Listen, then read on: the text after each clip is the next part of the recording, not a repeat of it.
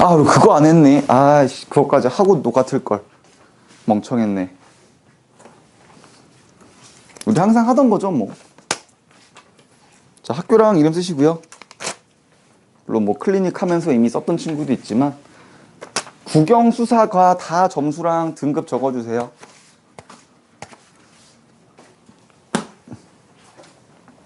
점수요? 점수랑 등급. 뭐 점수 모르시면 뭐 등급이라도 적어주시고요. 제가 뭐 모든 과목에 등급컷을 다 하는 게 아니기 때문에.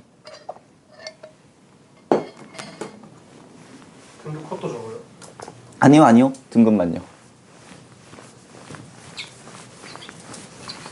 아씨, 안 지워지냐?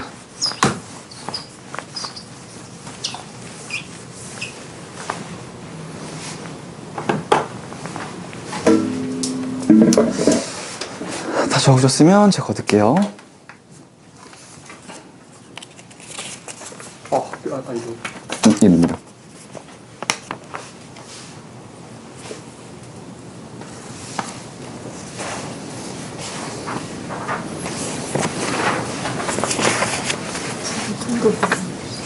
오케이. 자, 5월 모의고사에 대해서 좀 간단하게 얘기를 좀 해야 될 것 같은데 3월처럼 자세히 안 볼 거예요.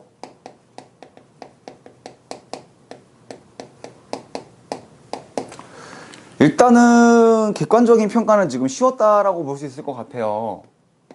등급컷을 보면 나올 텐데 뭐 화작이랑 엄매가 있으면 EBS 기준으로는 지금 화작 1컷을 96 정도로 보고 있고 2컷 90, 3컷 82 이 정도로 보고 있거든요.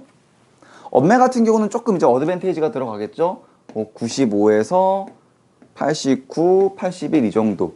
근데 평소에 여러분들이 봐왔던 거랑 다른 게 지금 화작이랑 엄매가 차이가 별로 크지 않지. 시험이 쉬우면 크지 않아요. 왜냐면 이 어드밴테이지를 엄매한테 주는 게 공통 과목에서 좀 잘 본 집단한테 가산점을 주는 거거든. 근데 아무래도 이제 엄매 애들이 좀 공통 과목을 더 잘 보는 편이란 말이야. 근데 시험이 쉬워버리니까 변별이 별로 안 되는 거야. 즉 화작 애들도 적당히 잘 맞췄고 엄매 애들도 적당히 잘 맞췄다 보니까 이게 그렇게 막 그 어드밴테이지를 줄 만큼 가산점을 줄 만큼 이렇게 차이가 안 나서 그래요. 그래서 시험이 어려우면 좀 차이가 나는데 시험이 쉬우면 차이가 별로 안 나요. 반대로 시험이 졸라게 어려우면 또 차이가 안 나요. 왜? 평등하게 다 틀리니까. 그런 적도 있었거든요. 1컷 84대. 근데 지금은 이런 상황이다. 근데 약간 보수적으로 보면 개인적으로 저는 등급컷 사이트들 중에 좀 UA를 좋아하거든요. 약간 그냥 이제 체감이에요. UA가 조금 더 정확하게 잘 맞는 느낌? 근데 UA는 지금 한 98까지도 보더라고. 근데 그거 생각하셔야죠. 이거 지금 5월이지. 재수생 안 꼈지.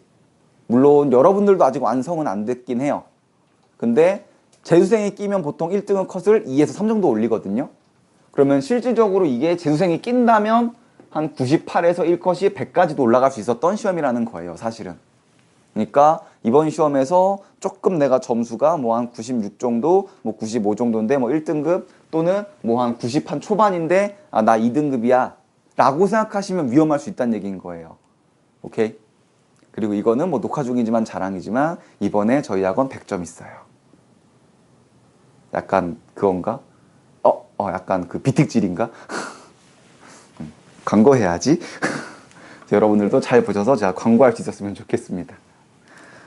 자, 그럼 뭐 웃자고 한 말이고 별로 여러분들이 재밌진 않으신 것 같지만 그래서 지금 이런 상황이라는 거 알아두시면 좋을 것 같고요. 그래서 애초에 지금 제가 오늘 시험지 안 가져오신 친구들도 프린터 하나밖에 안 드렸어요. 한 장밖에. 왜냐면 오답률이 50%가 넘어가는 게 세 문제밖에 없었어. 몇 번? 12번 지문. 그래서 오답률 높았던 게 12번, 13번, 15번 이렇게 세 개였거든요. 아마 이제 같은 페이지에 쭉 있어가지고 펼치시면 그래서 12번이 오답률 1위 65.5%, 13번이 오답률 2위, 62.7%. 15위는 이게 오답률이 3위일 수도 있고 4위일 수도 있거든요. 그러니까 화작으로는 4위야. 왜냐면 화작에서 45번의 오답률이 60.7%여서. 근데 엄매는 오답률 높은 게 없어서 그냥 3위예요. 그래서 엄매 기준으로는 3위였고 오답률이 57.6%. 그래서 요 세 문제 정도 오늘 같이 한번 보고 우리 수특으로 넘어갈 예정이에요. 자, 일단 12번 지문 먼저 봅시다. 12번 지문.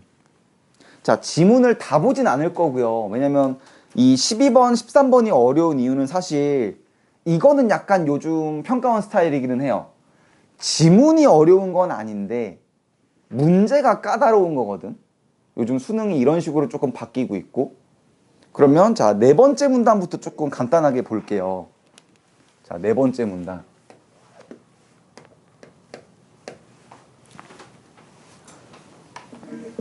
자, 감쇄 제어 가정은 그럼 여기서 이제 뭐 얘기하는 거다? 감쇄 제어라는 거를 설명을 해줄 거야. 응답 인식 과정에서 산출한 가속도의 크기에 따라 건물의 운동 에너지를 열 에너지로 전환하여 건물의 진동을 줄이는 과정이다 그랬나? 건물의 운동 에너지를 열 에너지로 바꿔줄 거래. 그럼 당연히 진동이 줄겠네. 운동 에너지가 주니까. 감쇄기는 자기 유변 유체가 들어있는 밀폐된 원통 실린더 안에 실린더 내부 벽면에 밀착하여 실린더 양쪽 끝을 왕복하여 이동하는 피스톤이 들어가 있는 장치이다 그랬거든. 여기가 하나의 포인트가 될 거야. 이 부분이 그냥 머릿속으로 정리가 되면 상관이 없거든. 근데 보면 지금 여기에 그림이 없어. 하다못해 12번에 보기도 이거랑 그림이 아니야.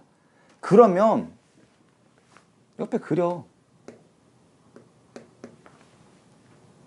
그냥 실린더 원통형. 그리고서 어때? 얘가 지금 양쪽 끝을 왕복하여 이동해라 그랬지. 아, 얘 왔다 갔다 하나 봐. 이게 다야. 오케이? 근데 이거 안 그려도 최소한 뭐는 있으면 좋았냐면 바로 밑에야.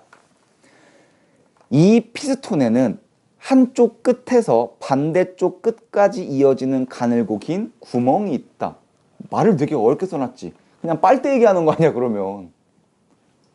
그래놓고 뒤가 중요하지. 건물이 진동하면 실린더 안에서 피스톤이 건물의 운동 방향으로 실린더 끝쪽으로 이동한다. 그러니까 얘가 지금 왼쪽, 왼쪽, 오른쪽 왔다 갔다 한다는 거잖아. 그래서 피스톤은 뭐? 건물의 이동 방향으로 간대. 그리고 뒤에 중요한 게 나왔죠. 이때 피스톤이 이동하는 쪽 실린더 공간에 들어있는 자기 유변 유체는 피스톤이 밀어내는 압력에 의해 피스톤의 구멍을 통과하여 피스톤이 이동하는 방향의 반대쪽 실린더 공간이라 그랬지. 그러면 이 자기 유변 유체라는 애는 그냥 아무거나 하나 정해. 피스톤이 왼쪽으로 가면 얜 오른쪽으로 가겠구나. 반대구나. 최소한 이거는 여러분들이 확실하게 잡으셨어야죠. 지문에서든 메모되었거든. 그러면 발생한 마찰이 생길 거고 당연히 이게 지금 서로 반대 방향인 거니까 마찰이 생길 거고 마찰은 곧 열 에너지니까 운동 에너지 줄어들 거야. 이 얘기죠. 그리고 다섯 번째 문단까지도 좀 볼까요? 이게 이제 13번이랑 연결된 지문이어서. 만약 응답 인식 과정에서 산출된 가속도의 크기가 제어기에 입력된 기준값보다 크면 가속도가 기준보다 커. 그러면 제어기에서는 감쇄기로 전류를 보내 피스톤 주변에 자기장을 생성하여 감쇄기의 자기유변 유체의 점성이 커진다. 아, 이러면 전류를 보낼 거고, 그러면 자기장이 발생할 거고, 그러면 점성이 커질 거야 라는 과정이네. 이때 전류의 크기와 자기장의 세기는 비례하며 유체의 점성의 크기는 자기장의 세기와 비례한다. 너무 중요했던 거지. 어차피 지금 점성 크기 커지는 걸로 화살표 잡았지. 그럼 뭐다? 아, 점성이 커진다라는 건 자기장이 세다라는 거고 전류가 세다라는 거구나. 얘네들 다 비례할 거야 라는 거죠. 이로 인해 피스톤이 이동하는 방향과 반대 방향으로 작용하는 감쇄기의 감쇄력도 증가하게 된다. 이후 응답 인식 과정에서 지속적으로 건물의 가속도의 크기를 산출하여 그 크기가 제어기에 입력된 기준값보다 작아지면 전류를 보내지 않는다. 이건 당연한 얘기지. 기준보다 크면 전류 보낸다 그랬으니까 작으면 안 보낸다는 얘기겠지. 그러면 기존의 점성 크기만으로 이렇게까지 됐니? 자, 그러면 이걸 바탕으로 12번을 확인해 봅시다.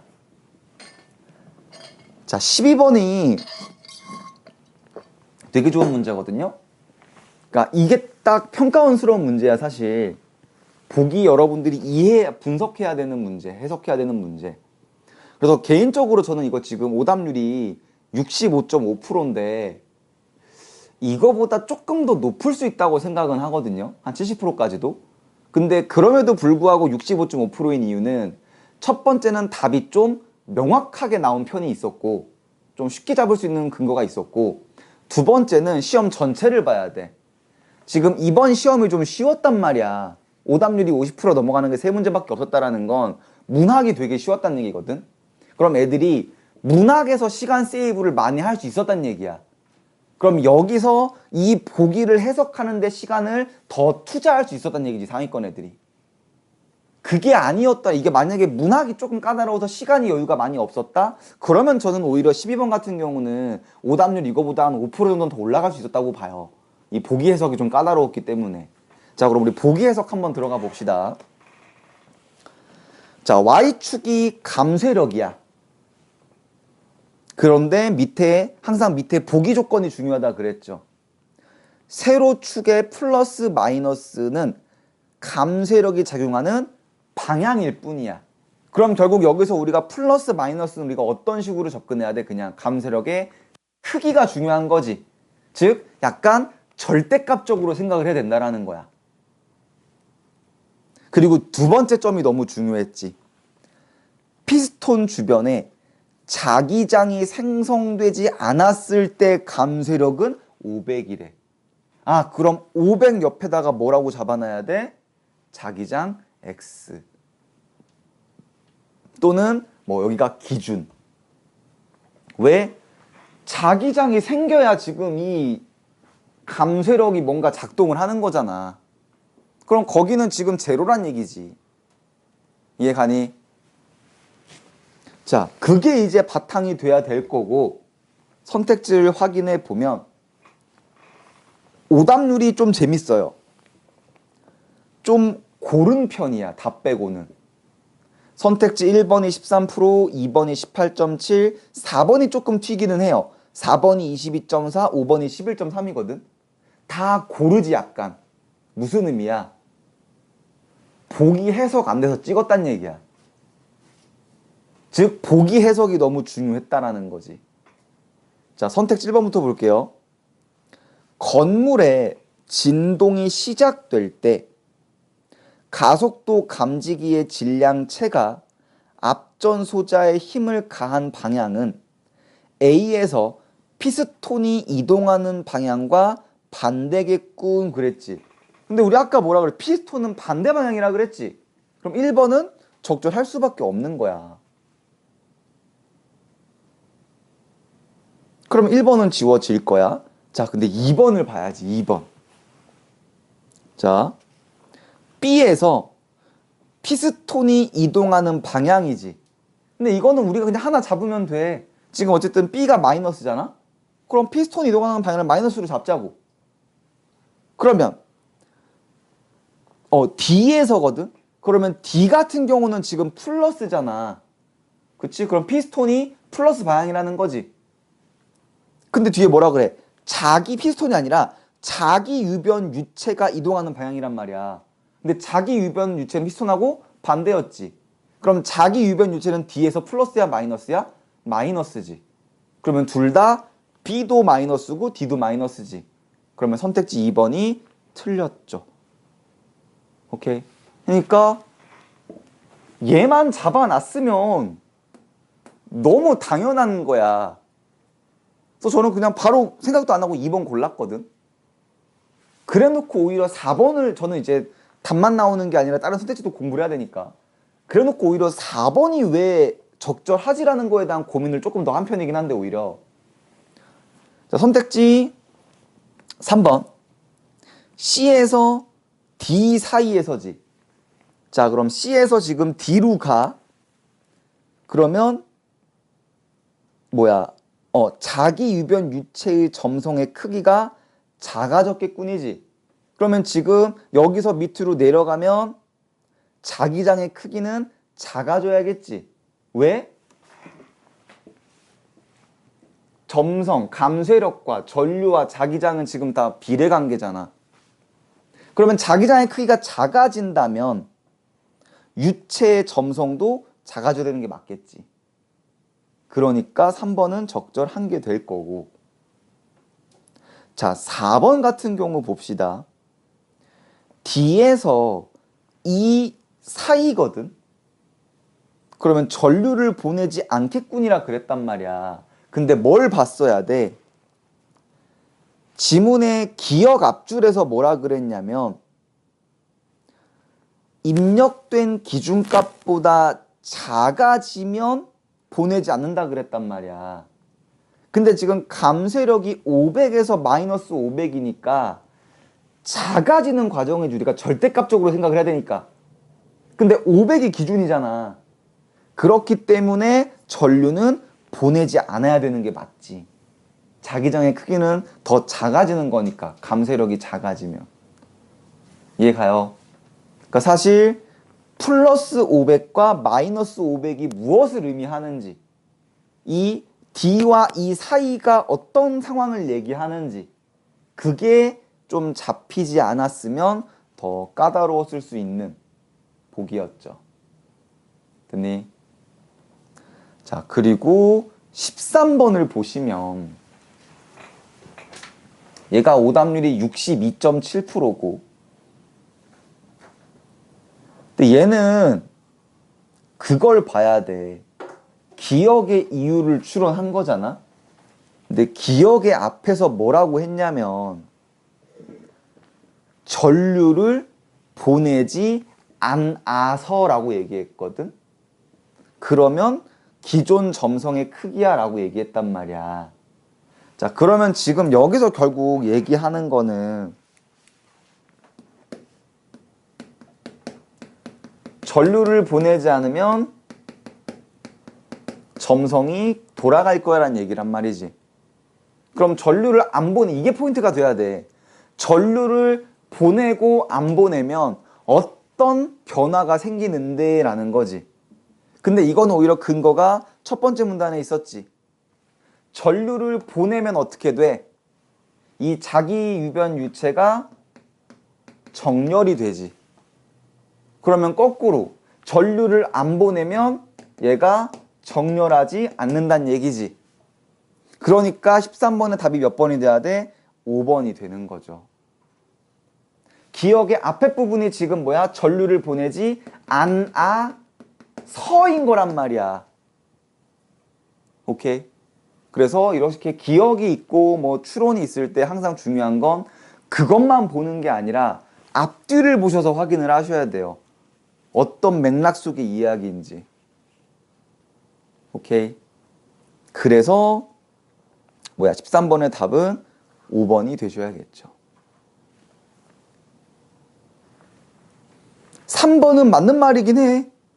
감쇄기의 마찰로 운동에너지가 열에너지로 전환됐다. 근데 이 3번이 조금 애들이 헷갈릴 수 있었던 이유는 그거죠.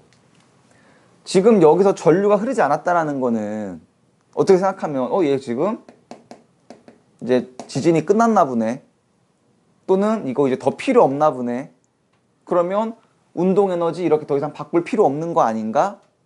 그러면 이렇게 되는 거 아닌가? 라고 생각할 수도 있어는 보여. 근데 어쨌든 기억 앞에서 물어본 건 전류를 보내지 않으니까. 전 3번도 이게 23.7% 골랐는데 그냥 살짝 애매한 느낌은 있다고 생각해요. 개인적으로는. 이제 지진이 끝나서 멈췄다라고 볼 수도 있지 않나? 라는 조금 투머치한 생각일 수도 있지 않을까 싶어서. 자, 다른 거 질문할 거 있을까요? 뭐 12, 13번 또는 이거 지문 등등등등.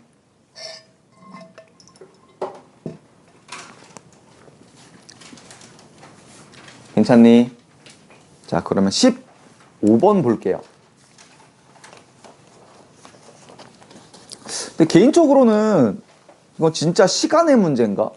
15번의 오답률이 왜 이렇게 높은지는 이해는 잘 안 가거든요. 얘 같은 경우는 일단 세 번째 문단을 보시면 이건 안 쓸게요. 일단 셰플리 값이 여기 나오죠. 그래서 셰플리 값이라는 거는 한 개 기호도의 가중치를 곱해서 다 더한 거야. 근데 문제는 우리가 가중치에 대한 얘기는 아직 안 나왔다? 근데 가중치를 어디서 얘기해줘? 마지막 문단에서 얘기해주죠. 오른쪽에. 가중치는 나타날 경우의 확률이다. 아, 그런가 보다. 그리고 네 번째 문단에서 예시가 굉장히 친절하죠. 그래서 네 번째 문단 가지고 15번을 건드셔야 되거든요. 그래서 네 번째 문단 같은 경우는 뭐 갑이 2,000원, 을이 4,400원인데 동승하면 4,400원. 그럼 어떤 일이 생겨? 단어가 생각이 안 나네. 무임승차 같은 일이 생겨. 이게 다지. 자, 그럼 15번 봐봐. 보기를 봤더니 A가 받으려면 1 구간이면 돼. B는 1, 2 구간. C는 1, 2, 3 구간이야. 자, 그런데 자, 선택지 1번. 지자체 A, B, C가 모두 참여하여 형성된 각 연합의 가중치는 모두 같겠군. 그거 같은 경우는 애초에 기억이 있죠. 공정한 기준 가중치는 모두 같을 수밖에 없고. 자, 선택지 2번을 봐봐. 한 개 기여도가 4번에 예문 보면 그냥 빼라는 거거든. 더 추가되는 거. 그런데 A가 A, B, C의 순서야. 그럼 A가 먼저 6억 박았지. 그러면 여기서 이제 B가 들어가려면 2만 설치하면 되지. 근데 이미 6억 박았으니까 16억 박으면 되지. 원래 B가 A, B 다 하려면 22억이니까. 근데 이미 B까지 박은 상태에서 C가 들어오려고 그래? 그러면 8억 더 들어가면 되지. 그러면 B는 16억, C는 8억이니까 당연히 B가 큰 게 맞겠지. 그러면 답은 2번이 돼야죠. 됐니? 사실 이거는 4번의 예문만 조금 적용시키면은 별로 어려운 게 아닌 게 아닌가 싶은 생각은 좀 하는데, 아마 어쨌든 만약에 뭐 특별한 이유 없이 화작 엄매 풀고 문학 풀고 비문학을 풀면 순서상으로는 제일 마지막 지문이니까. 그래서 아마 좀 이 지문에서 뭐 괜히 보기라던가 이런 접근할 한 3, 4등급 정도 친구들이 시간이 모자르지 않았나. 약간 그런 생각이 좀 드는 문제였네요. 됐니? 그래서 뭐 이거 말고는 오답률이 50% 넘어가는 게 없었기 때문에 뭐 다른 것들은 클리닉 시간에 따로 질문하시면 될 것 같고요. 뭐 질문할 거 있을까요? 괜찮니? 그래서 제가 얘기한 대로였죠. 3월 모의고사 전에는 조금 어려울 수 있다. 5월 모의고사 전에는 조금 쉬울 수 있다. 제가 그냥 예상하는 게 아니라 그냥 여지껏의 그 통계를 보고 그냥 말씀드린 거니까. 하나 더 말씀드리면 6월 모의고사는 어려울 수 있다. 보통 그래요. 6평이나 9평 둘 중에 하나는 어렵고 하나는 쉽거든. 근데 보통 6평이 어렵고 9평이 쉬운 경우가 좀 여지껏 보면 많았어. 그래서 이번 6평도 조금 어려울 수 있으니까 지금부터 미리미리 좀 준비해 놓으셨으면 좋겠고. 자, 문학 꺼내 봅시다. 오늘 현대소설 할 차례죠.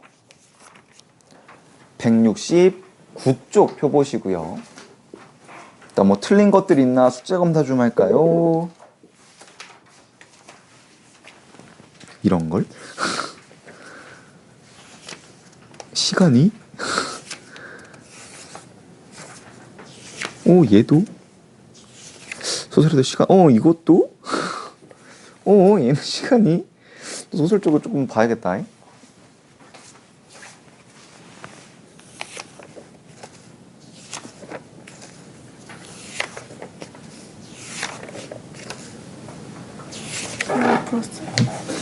예상하는 건가 이제 슬슬? 어차피 여기 못 나가겠지?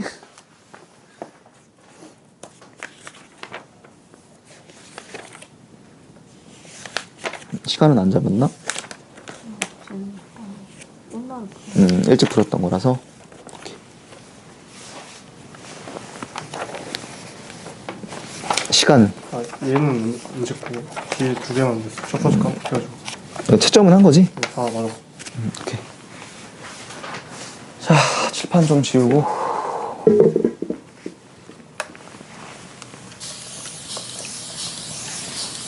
내가 나름 젊게 살고 있다고 생각은 좀 하거든요.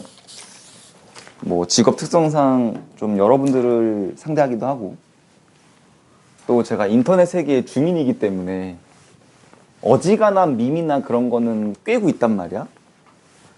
근데 제가 처음으로 야, 이거는 좀 따라가기 힘든데? 라고 느꼈던 게 이제 어쩔 TV 저쩔 TV였거든요. 이제 인터넷에 그게 나왔을 때 야, 이거는 애들이 진짜 쓴다고? 이런 걸? 근데 제가 직접 목격하고 생각이 좀 바뀌었어요.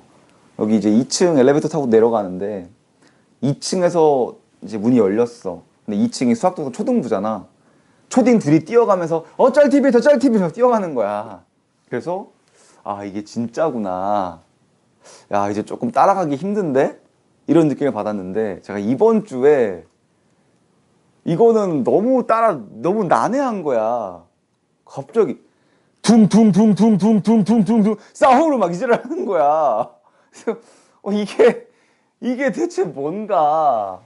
뭐 이것만이 아니야. 뭐 뜨랄랄레로 뜨랄랄레 막 이러고 막 뭐 아메리카노 막 그 아사시노 막 이래. 이게 대체 뭐지? 전 이제 호기심이 많은 사람이니까 막 나무위키 찾아보고 막 그랬어. 뭐 브레인락? 그냥 뭐 우리나라도 막 개드립 이런 건가 봐. 난 이것도 이해가 안 가는 거야. 이걸 대체 어떻게 쓰겠다라는 거야. 최소한 어쩔 TV 저쩔 TV는 납득이라도 했어. 그냥 우리 때도 그냥 뭐 얘기하면 뭐 막 이렇게 막 이런 게 있었으니까. 그래서 내가 어저께 양총고 3학년한테 한번 물어봤어. 얘기를 하면서 대체 이걸 언제 어떻게 써야 되는 거야? 라고 물어봤더니 수업 시간에 자고 있다가 일어나서 이걸 외치고 다시 잔다는 거야. 야, 그러면 지금 네 말을 들어보면 선생님이 수업을 하고 있는데 갑자기 뒤에서 자던 애가 일어나서 퉁퉁퉁퉁퉁퉁 싸우로 이러고 다시 잔다고? 선생님이 수업을 하고 계신데? 맞대. 난 도저히 믿을 수가 없어서 이거는 양총고 3학년이 지금 존나 문제가 있나? 그래서 내가 1학년 친구들한테도 물어봤어. 2학년 친구들한테도 오늘 오전에 뭐 대일고 뭐 영일고. 근데 공통적인 대답이 비슷하대.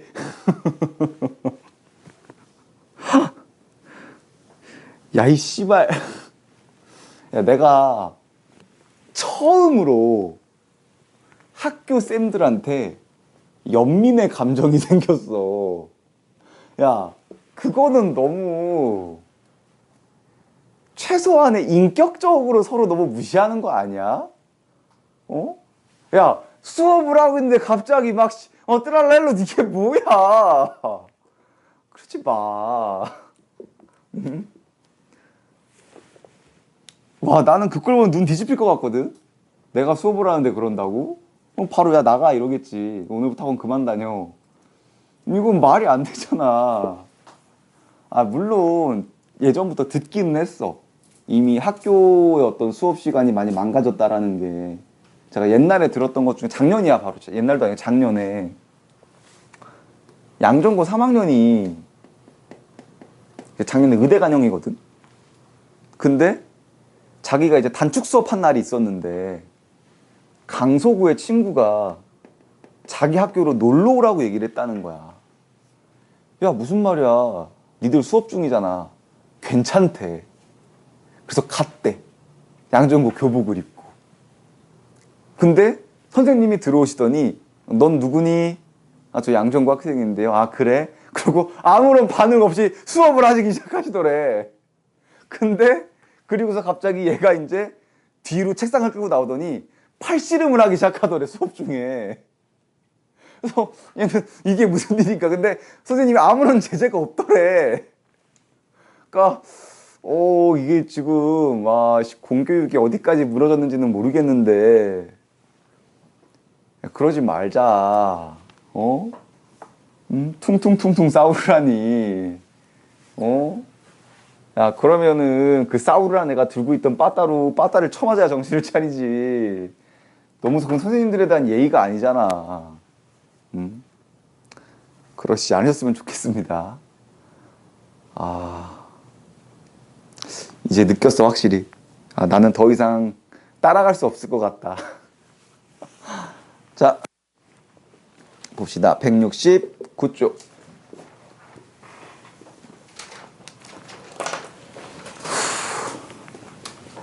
제목은 사수죠. 자, 문제 1번에 A, B 위치 확인했고요. 이거 궁금한 게 원문에도 이름이 B예요, 이게. 네. 아, 진짜요? 기본적으로 수정 안 해요. 이렇게 내는 거는. 그거는 이따가 얘기 한번 할게요. 그거 내가 또 중요한데 얘기 안 했네, 그러면.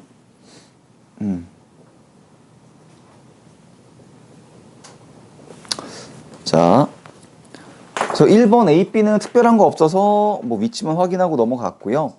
자, 문제 2번이 너무 중요한 힌트죠. 문제에서 뭐라 그랬냐면 이를 시간 순서대로 늘어 놓을 때거든. 그럼 무슨 말이야? 이 지문은 역순행이 많이 들어가 있다는 얘기지. 그래서 굉장히 중요한 힌트가 될 겁니다. 그래서 뭐 사건, 1번 기억 모반, 니은 병원, 디귿 사형 집회, 리을 B의 발자, 미음 경희 변명, 이 정도. 그래서 이것들을 키워드로 잡고 신경 쓰셔야 될 거고, 문제 3번은 기억 니은 위치 확인하고 돌아오시고, 4번에 보기 보셔야겠죠. 사수는 외적 요인에 의해 초래되는 대결과 갈등. 대결과 갈등이 있구나. 정확한 승패도 가름할 수 없는 대결의 결과로 비극적 결말. 비극이구나. 두 친구의 이야기를 통해 인간의 본능적이고 숙명적인 대결의식을 다룬 소설로 평가받는다. 이런 인간의 본능과 숙명적인 대결의식은 다 갖고 있는 거야, 누구나. 저는 그걸 군대에서 느꼈는데 훈련소 때 이제 야간 행군을 했거든. 되게 힘들어. 40km 행군인데 한 6시간, 7시간 거의 뛰듯이 걸어. 그리고 막 그 군장도 한 30km 되기 때문에 그거 다 걷고 나면 어깨를 그냥 이렇게 건드려도 아파. 30km 계속 누르고 있었으니까. 근데 저는 이제 논산훈련소였기 때문에 논두렁을 계속 걷거든. 그리고 이제 약간 그런 생각이 들어. 앰뷸런스가 막 왔다 갔다 해. 쓰러질 일도 있어서. 너무 힘드니까 내가 실수로 발을 헛디디면, 그래서 이 논두렁을 나 굴러 떨어지면 편해질 수 있지 않을까? 이런 생각을 해. 이 논두렁을 보면서 앰뷸런스 왔다 갔다 하고. 근데 뭐가 보이냐면 그 순간에, 물론 사람을 그렇게 평가하면 좀 안 되지만 누구나 이제 남자들끼리 특히 모이면 아, 저 새끼는 찐따야 라는 은연중에 그런 생각을 가질 수가 있잖아. 원래 약간 병신 보존 법칙이라고 해서 어느 집단을 가나 약간 모자른 애들이 좀 있잖아. 근데 내가 모자라다고 생각하는 그 애가 앞에서 걷고 있어. 그럼 그걸 보고 씨발 이러고 가는 거야. 그러면서 또 누가 떠오르냐면 학교에서 약간 모자른 선배들 형들이 있잖아. 그 형들도 이걸 했다라는 거거든. 그러면 또 에이 씨발 이러면서 간다고. 그러니까 인간은 누구나 이런 대결의식을 가지고 있어. 이건 본능이야. 그래서 그런 걸 이제 얘기를 하는 거야, 얘도. 그리고 뒤에 보시면 한편 사회 문화적 맥락을 고려하는 차원에서 소설 속의 두 친구를 중요하네요. 남과 북에 대응시켜 읽는다면 그럼 전후 소설인가 보다. 이 작품은 국제 정세의 영향으로 동포끼리 전쟁을 치르고 분단되어 버린 우리 민족의 현실이다. 이건 되게 흔한 구조죠. 그리고 선택지 빠르게 훑어봤고 충돌까지 보이지는 않았고 그럼 지문으로 들어가셔야겠죠.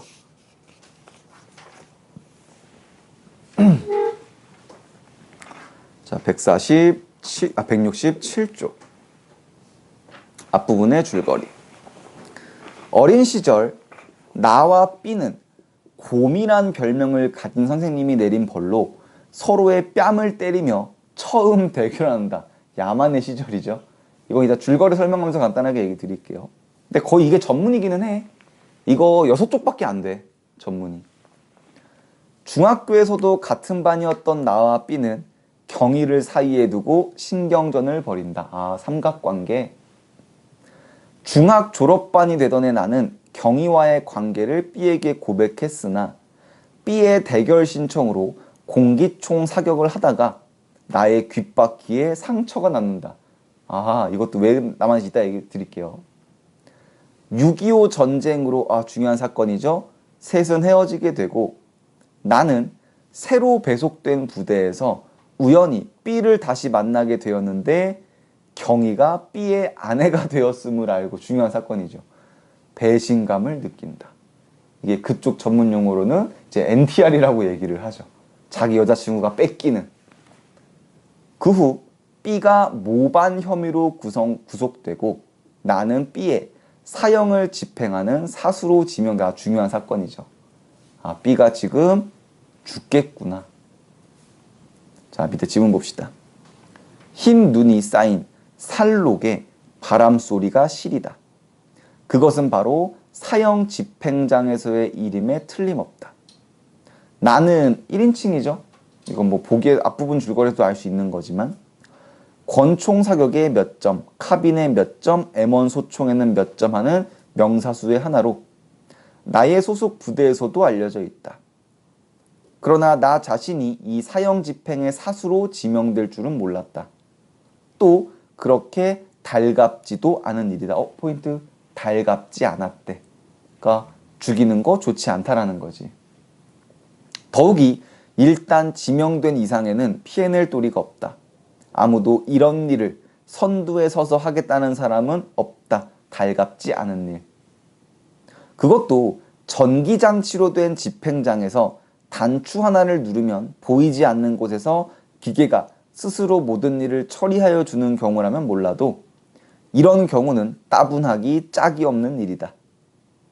그렇지 않아도 나는 전에 형무소에서 사형을 집행하는 관리들의 고역을 상상해 본 일이 있다. 그럴 때마다 소름이 끼쳐 그런 일을 어떤 불우한 사람들이 직업으로 삼고 맡아야 할 것인가 하고 동정했던 것이다. 소름과 동정, 감정 느끼고 있는 거지. 사람 죽이는 거에 싫어해. 사실 그 경우에 죽는 사람과 죽이는 사람 사이에는 개인적으로 생명을 여탈할, 뭐 각주 있지만 아시면 좋죠. 생사여탈권. 하등의 이해관계가 없는 것이 거의 전부의 경우이기에.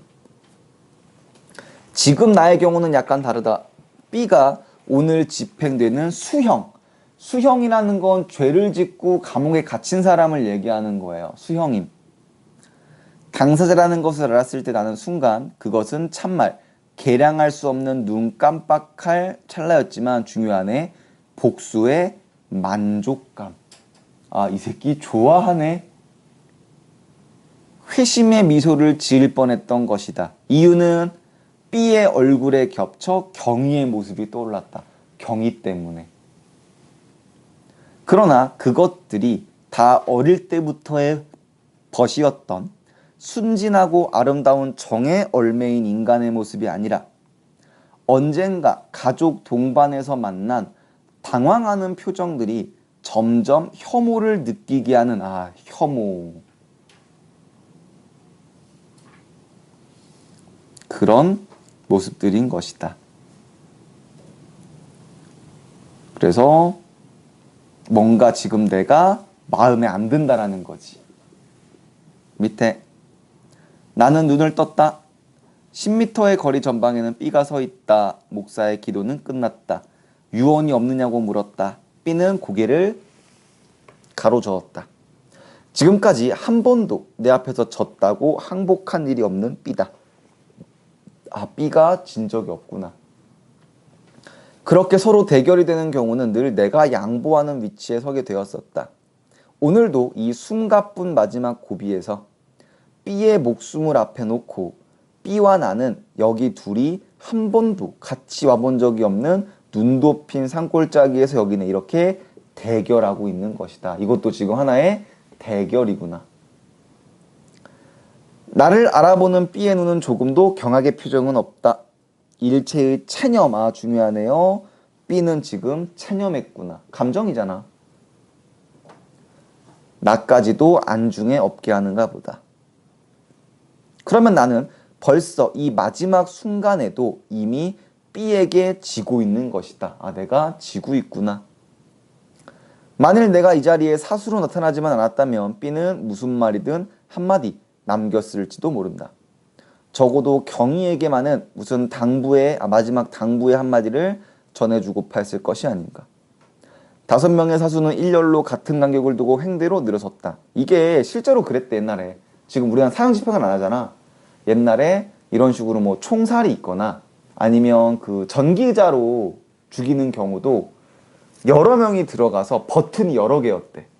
왜냐면 내가 직접 눌러서 내가 죽였다라는 그런 죄책감을 줄여주기 위해서 사형 집행인들한테 여러 명이 동시에 눌러가지고 누가 죽였는지 모르는 게 이렇게 했다고 하더라고요. 근데 총살은 이게 의미가 있나? 어제 사람한테 총을 쏘는 건데 무슨 의미가 있는지 모르겠지만 심리적으로 그렇대요.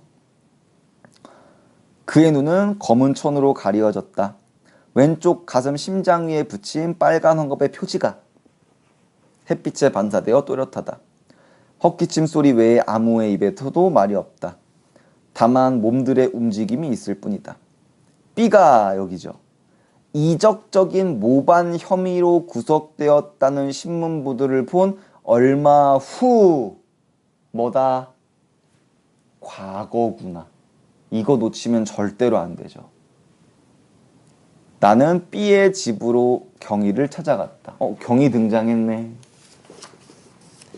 이 근래의 B의 의식 상태에는 약간의 이상적인 징조가 나타나 발작적인 행동이 집안에서도 거듭되었다는 사실은 이날 들은 이야기다. 이날 역시 과거죠. B는 나의 절친한 친구의 한 사람이었다고. 나는 지금도 그 생각은 버리지 않는다. 베푸네. 그와의 개인적인 대결이 치열할수록 나는 그를 잊어본 적이 없다. 내 30년의 지나온 세월에 있어서 B는 내 마음속에 새겨진 가장 오랜 친구였고 접촉된 시간도 가장 긴 인간이기 때문이다. 나와 그는 이해관계를 초월하여 사귀어왔다. 어쨌든 베프야 그러면. 다만 경희의 경우를 비롯한 몇 고비의 치열한 대결은 B와 나의 의식적인 적대 행위가 아니라 여기네. 환경적인 조건이 주어진 불가피한 운명 같은 것이 더 컸다라 그랬지. 뭐 얘기하는 거구나. 외적 요인. 근데 이거는 약간 이게 전후 소설이잖아. 우리나라에서 6.25와 관련된 이야기를 그리는 소설을 전후소설이라고 얘기하거든. 근데 애초에 그럼 6.25에 대한 얘기를 조금 알아야 돼. 6.25는 왜 일어난 건데? 에치스트루마인. 뭐라고? 에치스트루마인. 그럼 너무 깊게 들어가는데? 좀 더 심플하게. 미국과 소련. 그렇죠. 전쟁. 냉전. 이념 간의 대립이었단 말이야. 근데 지금 너희들도 그렇고 나도 그렇지만 그 당시에도 대부분의 사람들이 그런 이념에 대해서 뭔가 적극적이었을까? 이념적이었을까? 아니었을 거거든. 그래서 우리나라의 전후소설을 보면은 이런 표현이 되게 많이 나와요. 서구 열강에 의해 우리가 어쩔 수 없이 다툰. 그래서 여기서도 지금 보면 그런 상황으로 접근을 시킬 수가 있겠죠. 이런 것도 6.25 관련된 배경 알아두시면 좋은 거고.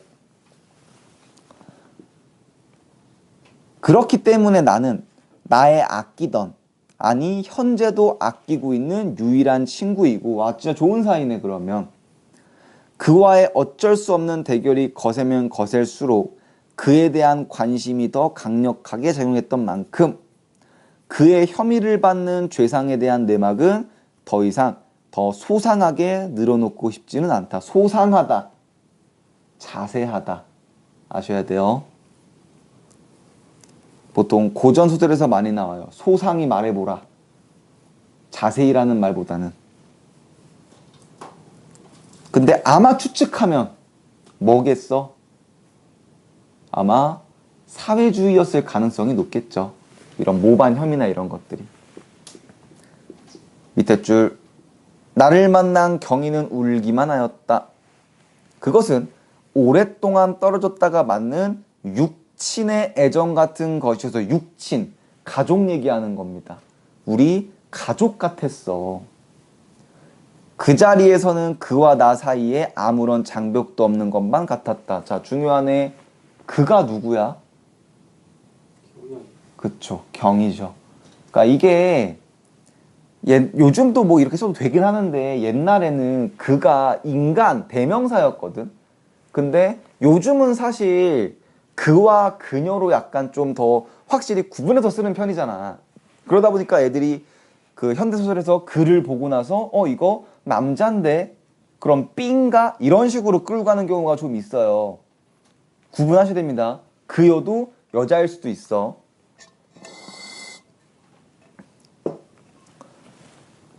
놓쳤네.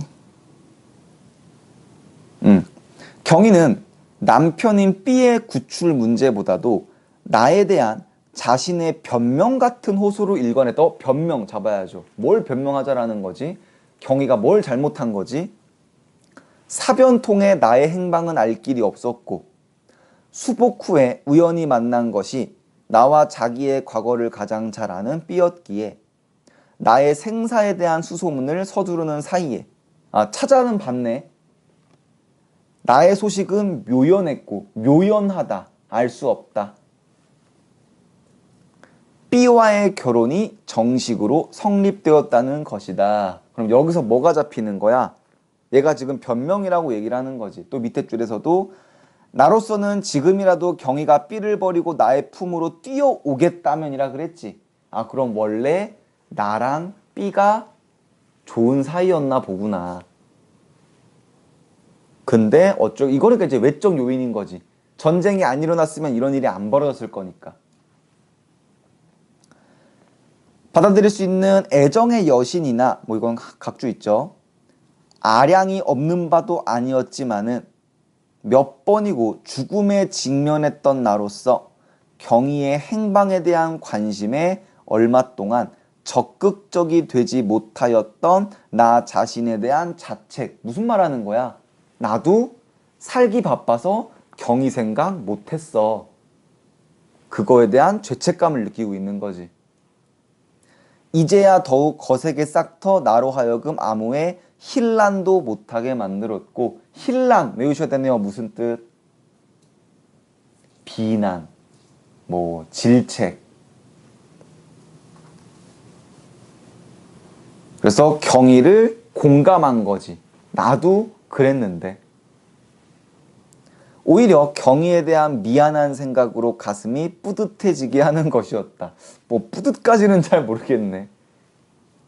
그러나 이미 때는 늦었다. B의 구명운동. 구명 무슨 뜻? 구하다. 그래서 구명보트 이런 식으로도 하죠.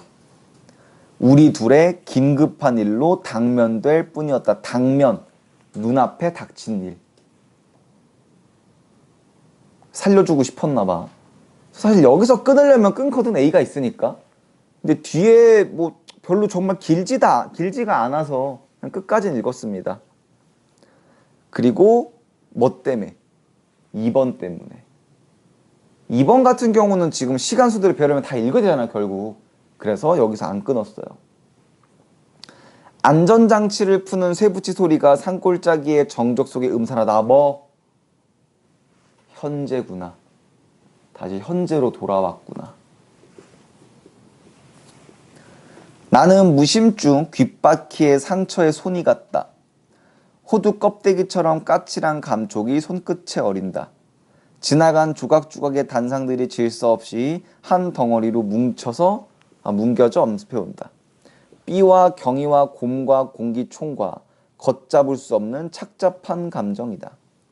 견우어총 구령에 맞추어 사수는 일제히 개머리판을 어깨에 대고 B의 심장에 붙인 딱지에 총을 겨누었다.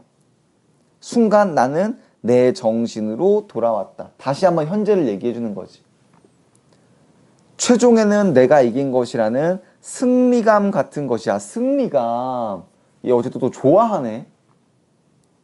가늠쇠 구멍으로 내다보이는 B의 심장 위에 어린다. 그런 나는 곧 나의 차디찬 의식을 부정해본다. 어떻게 기적 같은 것이라도 정말 기적 같은 것이 있어. 이 종언의 위기에 종언, 마지막, 종말. B를 들고 달아날 수 없는 것인가고 방아쇠의 차디찬 감촉이 인지한 배에 싸늘하게 연결된다 그랬지. 얘 그럼 지금 어떻게 하고 싶은 거야? 살려주고 싶은 거지. 그럼 뭘 잡아야 돼? 얘가 지금 왔다 갔다 하고 있구나. 처음에는 복수심에 좋았다가 그리고 또 지금도 승리감에 좋았다가 그래놓고 지금은 안타깝다가 왔다 갔다 하는 거죠. 쏴. 구령이 끝나기가 바쁘게 일제히 소리가 왔다. 나는 아직 방아쇠를 당기지 않고 있는 것을 깨달았다. 또 포인트네요. 얘는 어쨌든 지금 죽이고 싶지 않았어. 지금 여기 B와의 최후 순간의 대결에서 나는 또 지각을 하고 있는 것이다. 나는 이제나마 그와의 대열에서 제외돼서는 안 될 것 같다. 방아쇠를 힘껏 당겼다. 총신이 위로 튕겨 올라가는 반동을 느꼈을 뿐이다. 화약 냄새가 코를 찌른다. 그때는 이미 탄환을 맞고 쓰러진 뒤였다. 나는 이겼다고 생각했고 빈혈이었어. 눈을 떴다. 옆에 경희가 서 있다. 근데 마지막에 나오죠. 경희도 아니다. 환상이었지. 요 정도까지 보시고 마지막 줄 중요하죠. 내가 이겼어도 비굴하게 이긴 것만 같다. 기분이 좋지 않아. 됐니? 자, 문제 1번 봅시다. 만약에 A에서 끊었다면 A를 가지고 지우는 게 맞지. 근데 저는 지금 결국 결과적으로 다 읽었거든요. 그래서 B를 가지고 지웠습니다. 왜냐면 B가 더 짧으니까. 선택지 1번. B는 사물로부터 받은 감각적 인상을 활용하여 차디찬 감촉, 방아쇠. 그래서 1번의 B 동그라미. 2번 현재형 문장을 중심으로. 이런 게 놓치면 안 돼요. 첫 번째 줄에 순간 돌아왔다. 이거는 과거잖아. 근데 밑에 보면 어때? 어린다. 또 연결된다. 이런 식으로. 그러면 2번에 B도 적절하겠구나. 다만 이거 주의하셔야 될 거는 있어요. 뭐냐면 자, 지문이 이렇게 있어. 근데 기본적으로 소설의 시제는 뭐가 기본값이야? 과거가 기본값이지. 그러니까 봤는데 한 2줄 읽어. 아니면 3줄 읽어. 과거네. 근데 선택지 이런 식으로 현재형을 물어보고 있거든. 자, 근데 쭉 과거인데 이런 특정 부분에 현재형이 쓰였어. 그러면 선택지 3번 같은 경우는 물론 이거 여기서 그거는 빼고, 왜냐면 선택지 3번 같은 경우 2번 같은 경우는 아예 중심으로라는 얘기가 나왔으니까 그냥 중심 빼고 현재형 서술을 통해 뭐 현장감 높이고 있다. 그 선택지는 그러면 이 지문에서는 맞는 거야, 틀린 거야? 맞는 거지. 아무리 메인이 과거여도 현재가 있었고 이 현재가 현장감을 주면 그 선택지는 맞는 거지.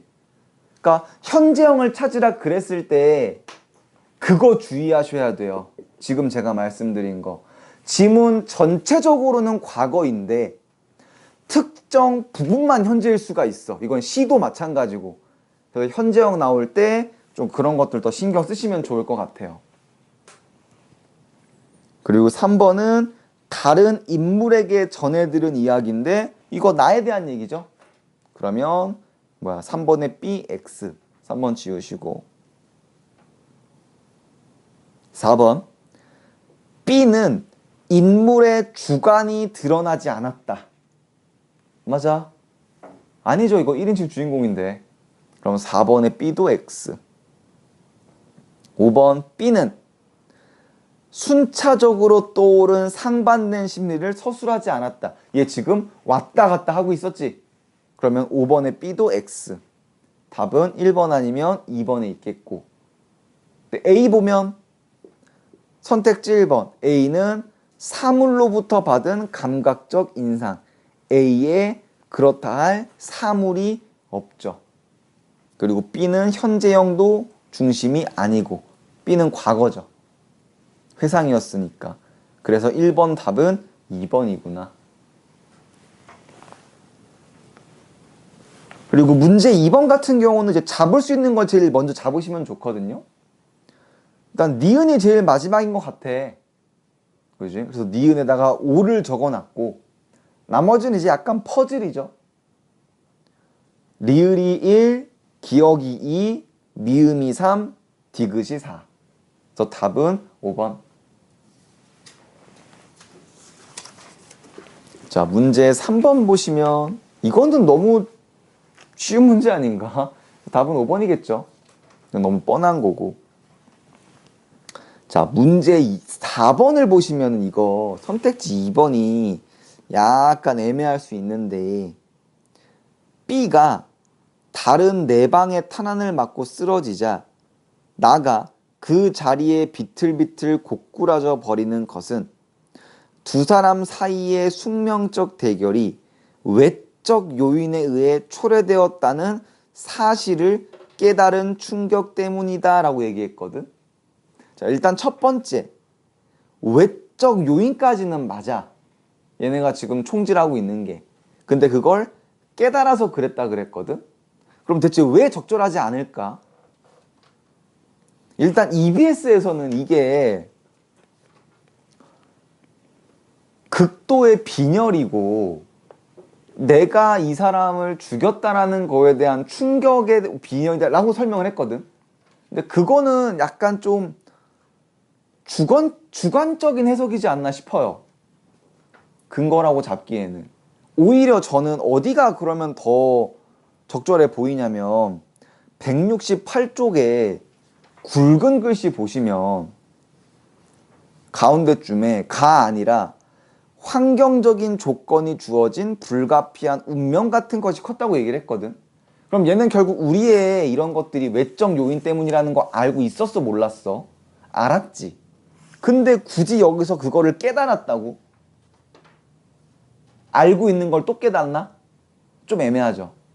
저는 오히려 그 부분에서도 잡으면 조금 더 근거가 되지 않을까 이런 생각은 좀 했네요. 근데 2번 같은 경우 조금 애매함은 남겨놓고 나머지 소거해서 풀 수도 있을 것 같아요. 오케이. 저는 이 정도로 볼 수 있을 것 같고요. 자, 지금 질문할 거 있을까요? 질문. 괜찮니? 그럼 요거 이번 지울 때 네. 매번 쏜 애들이 초래할 수 있는 애들이 아니니까 이렇게 지워도 돼요? 내 방 쏜 애들이 걔네가 뭐 되는 애들이 아니잖아요. 초래하면 그거를 얘기하고 싶은 건 아닌 것 같아요, 선지에서. 왜냐면 내 방을 맞고 쓰러지자, 그거는 오히려 그렇게 따지면 그거지. 숙명적 대결의 결과가 외적 요인에 의해 결정이 돼버린 뭐 그런 거에 충격을 받을 수 있다면 좀 그렇게 생각해 볼 수 있는데, 그렇게 생각하는 건 조금 아예 연결이 안 되는 것 같아. 됐을까? 네.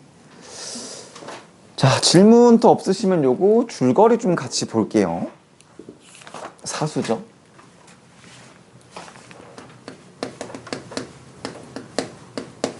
사수. 아까 얘기했듯이 이게 거의 6쪽이 다거든. 그래서 뭐 길지 않아서 거의 전문이 담겨 있고요. 자, 처음 시작은 나가 의식을 찾으면서 시작이 돼요. 약간 수미상관이야. 마지막도 그러지. 그래서 이때도 간호사를 경위로 착각하면서 시작을 해. 똑같죠? 마지막이랑. 그리고 여기서 이제 총소리를 듣고요. 이 총소리를 듣고서 회상을 시작합니다. 그리고 이제 과거 회상을 시작하는데 그냥 B와의 얘기야. 나는 B와 계속 대결했어. 그 시작은 여기 지문에 나와 있는 것처럼 서로 뺨을 때리는 거였어. 선생이 시켜가지고. 근데 기억이 안 나네. 뭐 잘못해가지고 선생이 뺨 때리라 그랬더라. 아무튼 이거 B가 이겨요. 그리고 그 다음엔 공부 가지고 싸워. 누가 더 공부 잘하나. 근데 이것도 되게 웃겨. B가 이기는데 둘 다 낮에 공부 안 한 척해. 그리고 집에 가면 공부 졸라 해. 그래서 이런 약간 기만전술을 펼치고. 근데 여기서 이제 재밌는 게 나오죠. 경희, 여자. 근데 경희는 나가 이겨요. 왜 알게 되냐면 나도 경희한테 편지를 쓰고 B도 경희한테 편지를 쓰는데 답장이 나한테만 와. 근데 그걸 언제 알게 되냐면 사격하러 가서 알게 돼. 이제 공기총으로 참새 잡으러 갔는데 이제 나가 그거를 밝혀. 그래서 아마 그 답장의 편지를 B가 보나 그래. 근데 어쨌든 사격은 B가 또 이기거든. 쏘리, A가 이긴다. 그러니까 이제 B가 여기서 좀 오른쪽에 쓸게요. B가 경위를 두고 대결하자 그래. 야, 우리 서로 사격하자. 그 사격의 그 전리품은 경이야. 경이는 지금 뭐 신경 쓰지도 않고, 내가 이기면 경이 내가 차지하고, 네가 이기면 네가 경이 차지해. 야, 말이 안 되는 거잖아. 근데 나는 또 그런 경쟁 심리 때문에 받아들여, 그걸 또. 근데 문제는 여기서 이제 나가 귓볼에 흉터가 이제 남게 되는 거예요. 왜냐면 어떻게 사격을 했냐? 나무가 있잖아. 나무 옆에 서. 그리고 얼마나 이 나무를 잘 맞출 수 있느냐. 그런데 나가 이 나무 옆에 섰는데 얘가 쐈는데 귓볼을 뚫은 거야. 그래서 얘가 귓볼에 지금 흉터가 있는 거야. 근데 그러고 나서 이제 B가 포기를 하죠. 나 못 맞췄으니까. 근데 그리고 뭐가 터져요? 쏘리. 그리고 나서 계속 회상이거든? 회상인데 이제 B와 제외한 회상을 해요. 시간이 흘렀죠. 그러니까 중간에 사변 얘기도 안 해. 그냥 바로 B 얘기로 넘어가. 근데 여기서 갑자기 경희가 B의 아내가 돼 있네. 그래서 여기서 뭐 배신감과 혐오감을 느끼죠.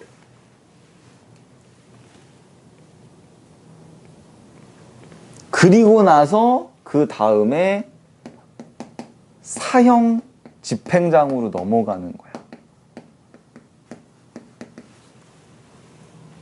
이제 여기서부터 지문의 이야기예요. 오케이.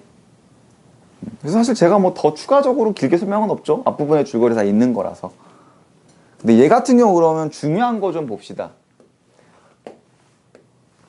이 작품 같은 경우 조금 까다로울 수 있는 작품이거든. 이유는 뭐야?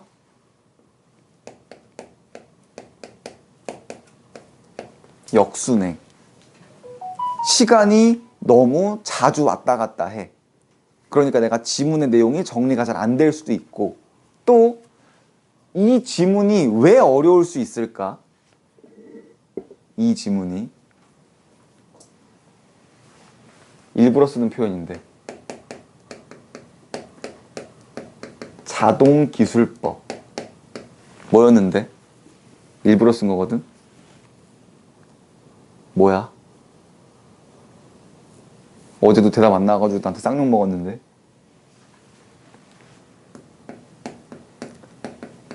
의식의 흐름의 다른 말이라 그랬지.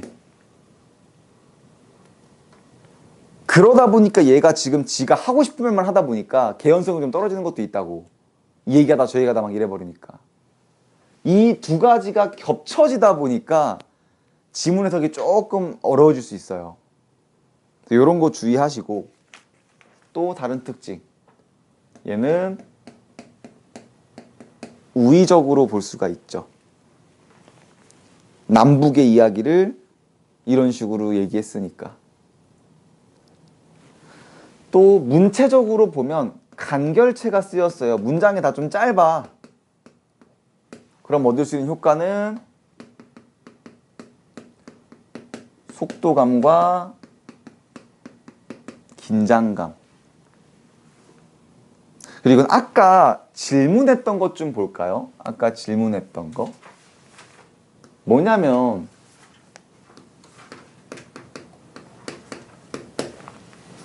이름이 없어. 소설 같은 경우에서 보면 이름이 구체적으로 나오지 않는 작품도 꽤 되거든. 뭐 김군. 그냥 이름이 계속 안 나. 그냥 계속 김군이야. 아니면 이씨, 뭐 이형, 뭐 이런 식으로. 그러면 대체 어떤 효과를 가질 수 있기 때문에 등장인물의 이름을 안 잡아주는 걸까? 이러면 보편성을 획득하기 때문에 그래요. 왜? 자, 소설이라는 걸 보면 예를 들어서 우리 해리포터라고 생각을 하자. 그러면 해리포터라는 인물에게 일어난 특별한 일인 거지. 우린 공감이 잘 안 된다고. 근데 이런 세태소설이라던가 많은 사람들의 공감을 바라는 작품 같은 경우는 이름을 구체화시키지 않아서 이게 누군가의 특별한 일이 아니라 그냥 우리 주변에 흔하게 일어날 수 있는 A, 너의 친구 이야기야, 너의 엄마 이야기야, 아빠 이야기야 라는 걸 보여줄 수 있는 기능을 할 수가 있습니다. 그래서 약간 어떤 세태소설 같은 뭔가 이제 사회 비판을 꼬집는 그런 작품들 같은 경우는 이름이 없는 경우가 좀 있어요. 오케이? 요거도 그런 이유죠. 됐니? 요 정도로 보시면 될 것 같고요. 자, 뭐 질문 더 없으시면은 우리 10분만 끊었다가 뒤에 현대소설 하나 더 나가도록 할게요.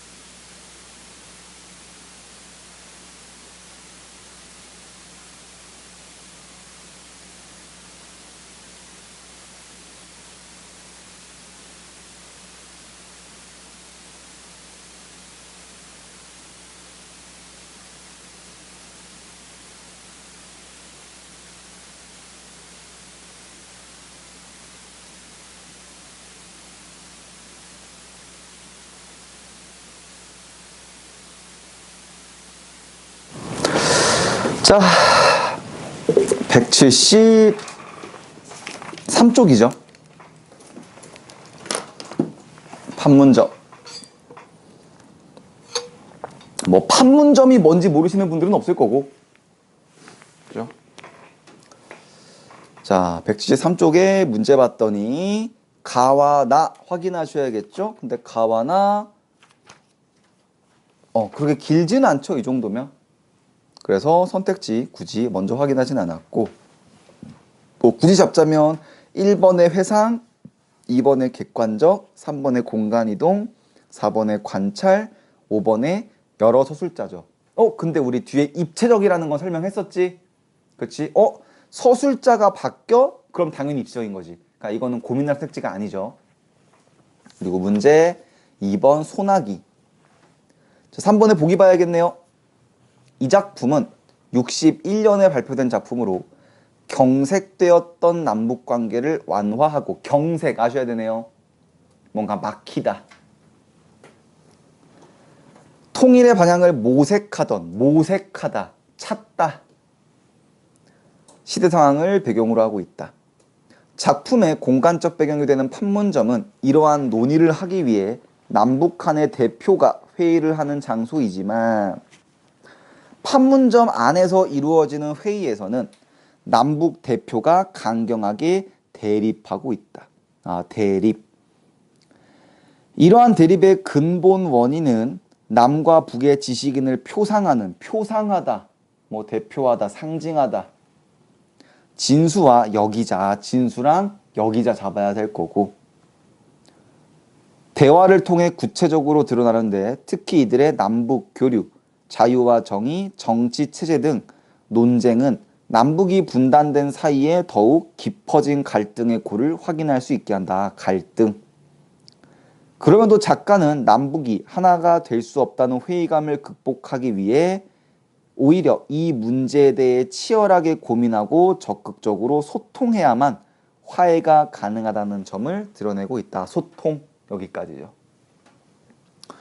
그리고 뭐 A, B, C, D, E 위치 있고, 선택지는 보기랑 충돌하지는 않고, 3번에 기억, 니은, 디귿 위치 확인하셔야겠죠. 자, 지문 읽어봅시다.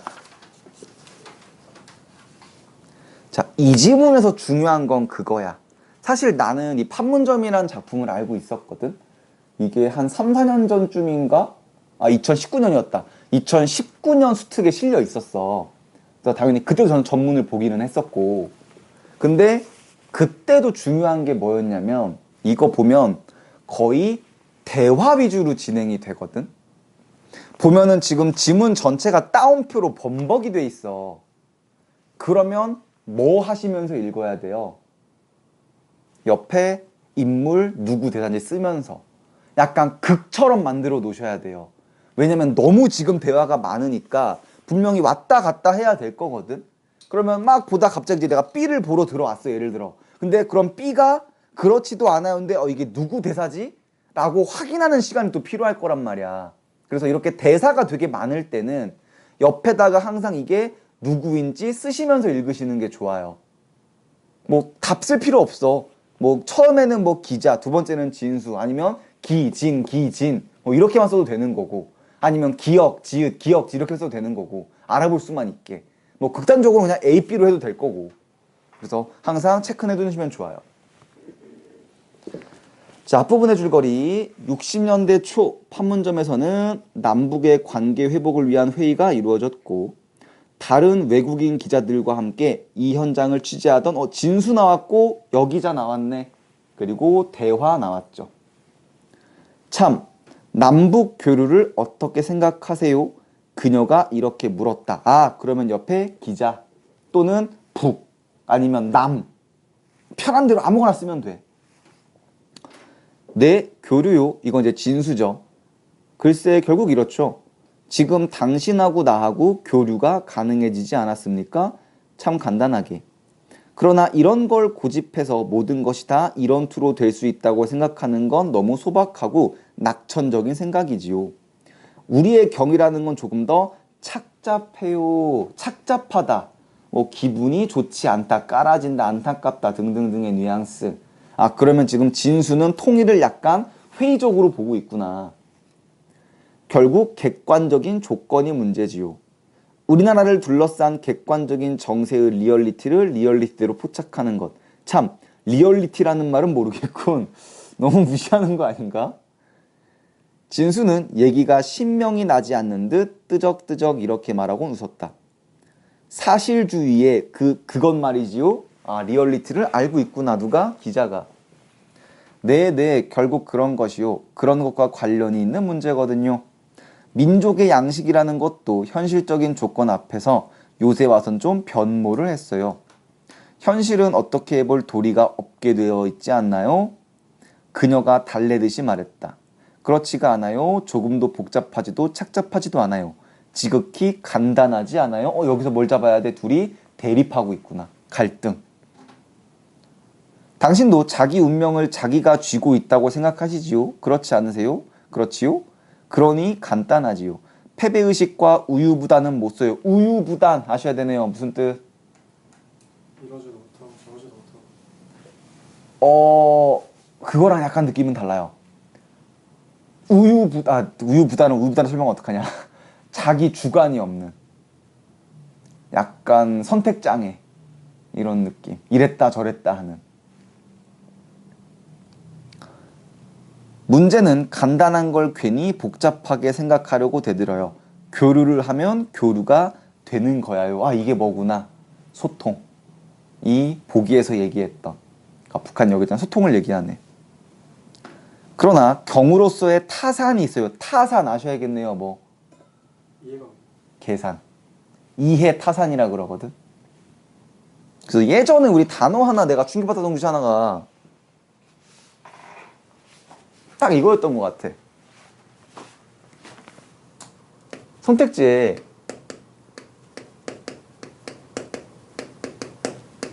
이해 타산적이 나왔단 말이야.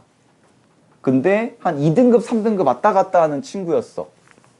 근데 그 친구가 클리닉 시간에 이 문제를 틀려온 거야. 근데 너무 당연한 선택지였거든? 그래서 혹시나 해서 물어봤어. 야, 너 이해 타산적이 뭐야? 이해심이 많은 거 아니? 이지라는 거야. 이해 타산적인 건 뭐야? 이기적이고 계산적이고 속물적이고 완전 반대지. 그러니까 항상 단어 신경 쓰셔야 됩니다. 2, 3등급 애한테 나왔던 질문이야. 뭐 걔가 조금 더 특별하긴 했는데 걔가 부칙 물어본 애였거든. 이상하다. 너 이거 인물 왜 못 잡았어? 부친이 뭐야? 아버지. 모르겠는데요. 친한 거 이러고 있는 거야. 2, 3등급 왔다 갔다 하는 애가. 안 틀려야 될 거 틀리면 안 되죠. 그럼 본질론이 통하지가 않아요. 그렇게 간단히 생각하는 건 당신들로서의 경우이고 당신들이 누군데? 북한. 2편 경우는 또 2편 경우거든요. 2편 경우에 내력이 또 있어요. 철저한 현실주의가 작용하는 거지요. 뭐 자본주의 얘기하는 거지. 사실상 막 하는 말로 먹느냐 먹히느냐 하는 측면 아시지요? 우리 조금 더 솔직해져야겠군요. 그 이외의 모든 것은 방법에 불과해요. 얘는 굉장히 현실적이네. 대문자 티네요. 그러자 그녀는 눈을 깜짝깜짝했다. 요컨대 피할 까닭은 없어요. 어떻게 생각하세요? 정치의 표준이라는 걸 어디다 두고 계시나요? 어느 특정된 개인의 혹은 집단의 감정적인 장애라든지 타성에서 오는 고집이라든가. 타성 무슨 뜻이에요? 무언가에 익숙해서 젖어버린 거. 약간 매너리즘 이런 것들. 타성에 젖다. 우선 그런 건 제거되어야 하지 않아요? 선택할 권리는 묻혀서 사는 일반에게 있어요. 그 사람들에게 선택할 기회와 자유를 주어야 해요. 그녀는 강렬한 어조로 이렇게 말했다. 진수가 응했다. 그렇지요. 선택할 자유를 주어야지요. 아무렴요. 당신들은 줍니까? 당신들 세계에서 자유라는 건 어떤 양상을 지니는가요? 자유조차 강제당하는 것 아닌가요? 뭐 얘기하는 거예요? 북한. 북한의 전체주의. 설사 그것이 당신들이 얘기하는 진보적 민주주의가 표방되는 한은 선택된 몇 사람의 일정한 양식으로서의 옳은 강제라고 가정하더라도 말이지요. 팍팍하고 죄요오고 어때요? 거기서 견딜만해요? 솔직히 말하세요. 진수는 조금 신랄한 데를 신랄하다 무슨 뜻? 뭐 날카롭다 또는 뭐 세다 뭐 이런 뉘앙스죠. 비죽이 웃었다. 그래서 디스하고 있구나. 그는 발끈했다. 신념이 문제지요. 자유는 허풍선과 같은 허황된 것일 수가 없어요. 자유의 진가는 일정한 도덕의식과 결부가 되어서 비로소 발휘되는 거지요. 자유 이전에 정의가 있어요. 그렇지 않으면 자유는 이용만 당해요. 빛 좋은 개살구지요. 우리의 모랄의 기본이 뭐진지 아세요? 우리 전체가 나아갈 방향이야요. 개인은 거기 한데 엉켜 있어요. 즉 뭐를 더 중요하게 보고 있다? 전체를 중요하게 보고 있구나. 그리고 이 속에서 자유야요. 결국 신념이 문제지요. 당신의 생각은 나태 그것이야요. 타락되고 싶다는 말밖에 놀고 싶다는 말밖에 아니야요. 자유에 대한 옳은 인식도 없고 일정한 신념도 없고 있는 것은 임시 그날그날의 자기의 희뿌연 자기밖에 없어요. 비트적거리고 주저앉고 싶은 자기. 즉 이게 이따가도 쓰겠지만 결국 진수는 뭐를 주장하고 있는 거야? 자유를 주장하고 있는 거고 이 여기자는 뭐를 주장하고 있는 거야? 어떤 정의, 전체 이런 걸 주장하고 있는 거지. 즉 서로가 서로를 지금 까고 있는 상태예요. 그럼 자기를 팽개치고 무엇이 남아요? 놀고 싶고 나쁜 짓 하고 싶은 자유란 최고급이지요. 사람은 원래 그렇게 생겨 먹었어요. 그것을 크나큰 관용으로서 받아들일 수 있는 사회가 있어요. 누구랜다. 어디? 나만. 자본주의. 부피와 융통이 있는 그런 것이 적당히 용서가 되면서도 전체로 균형이 잡혀있는 어느 것이 허풍선이냐 따질까요? 자기조차 팽개쳐버린 신념덩이가 허풍선이냐? 그렇지 않으면 적당히 자기를 말 끊었네요. 천만에 자기가 없이 어떻게 신념이 있을 수 있어요? 자기를 왜 팽개쳐요? 완벽하고 명료한 자기는 신념에 밑받쳐 있어야 해요. 그렇지 않고는 흐느느느하고 비트적거리는 자기의 건불만 남아요. 건불, 뭐 낙엽 이런 거예요. 그리고 당신의 자유에 대한 견해도 썩어 빠진 거예요. 한마디로 썩어 빠진 거예요. 쉰 냄새가 나요. 곰팡이 냄새가. 갈등이 절정으로 치닫고 있죠. 그런 논리가 어디 있어요? 있지요 있고 말고 사람이 지니고 있는 내면의 부피와 깊이는 한이 없어요.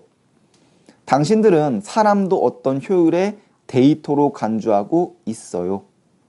당신들 사회에서의 모랄의 질이 되게 짐작이 되는데 일면적인 거지요 그랬거든요. 그러니까 그 다음은 약간 이거는 사람마다 선택일 것 같긴 하거든. 나는 여기서 한번 끊기는 했어.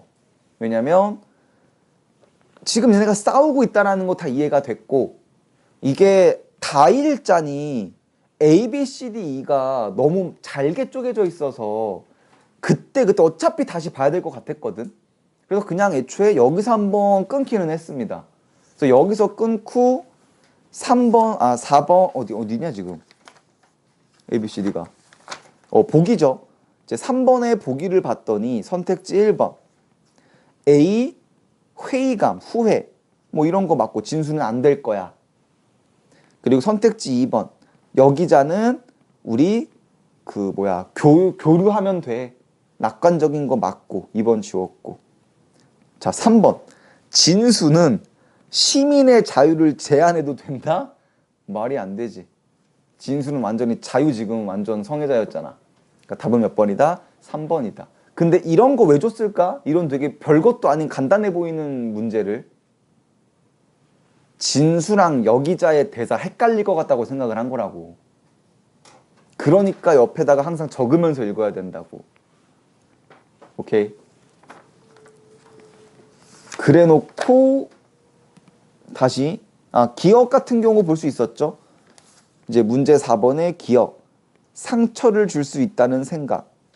내가 승리했다. 뭐 이런 것들. 그리고 니은의 흐느늘 같은 경우 선택지 2번 봐봐.